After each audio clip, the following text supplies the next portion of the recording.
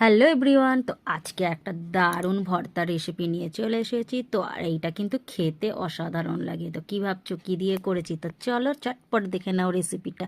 তো প্রথমে আমি এখানে 10-12টা লাউ শাকের পাতা নিয়েছি, টাটকা সবুজ সবুজ। এটাকে আমি এবার গরম জল দিয়ে সিদ্ধ করে নেব। তো সিদ্ধ করার আগে আমি এটার মধ্যে 2টো কাঁচা লঙ্কা আর 1 মুঠো মুগ আর মুসুরির ডাল পাইল করে দিয়ে দিয়েছি। এবার এটাকে আমি সিদ্ধ করে নিয়েছি, দেখো।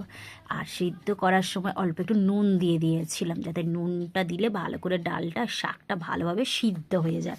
তো এই দেখো, অনেকটাই জল ছিল, তো সব জলটা শুকিয়ে নিয়েছি, একদম গা মাখা করে নিয়েছি যাতে একটুও জল না থাকে।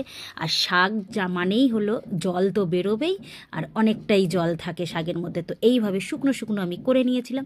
এবার কড়াইতে তেল দিয়ে শুকনো লঙ্কা দিয়ে দিয়েছি। হ্যাঁ, শুকনো লঙ্কাটা ঝাল যেরকম খাবে সেই হিসাবে দেবে। তো শুকনো লঙ্কাটা আমি ভেজে নিয়েছি, আমরা ঝাল কম খাই।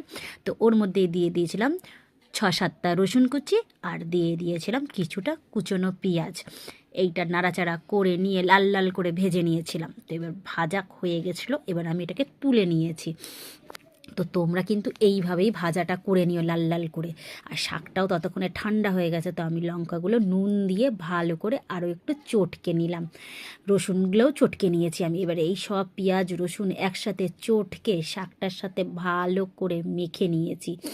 আর এটার গন্ধ যা বেরোচ্ছিল, গন্ধটা পেয়েই মনে হচ্ছে যেন একদম পেট ভর্তি হয়ে গেল। আর এই ভর্তাটা দিয়ে তোমরা গরম গরম একতলা ভাত পেট পুরে খেয়ে নিতে পারবে। তো এই ভর্তাটা কিন্তু অসাধারণ লাগে। তো এইটা হলো যে কোনো ভর্তা দিয়েই তোমরা খেতে পারো, পাতা দিয়ে তোমরা ভর্তাটা করে নিতে পারো, কুমড়ো পাতা, লাউ পাতা। আর খুব ভালো লাগে খেতে, কিন্তু একদম গরম গরম ভাতের সাথে অসাধারণ লাগে। আর তার ওপর দিয়ে দিয়েছিলাম কিছুটা কাঁচা পেঁয়াজ কুচি, আর দিয়ে দিয়েছিলাম সর্ষের তেল। সর্ষের তেল কাঁচা না দিলে ভর্তাতে কোনো স্বাদই আসে না।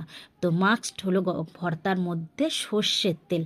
তো চলো, আমার তো ভর্তা রেডি, এবার ভাত খাওয়ার পালা। তো তোমাদের কেমন লাগলো জানিও। টাটা। আমার এটা হচ্ছে লাউ পাতার ভর্তা, একবার করে দেখতেই পারো, অসাধারণ লাগে আর খেতে দুর্দান্ত।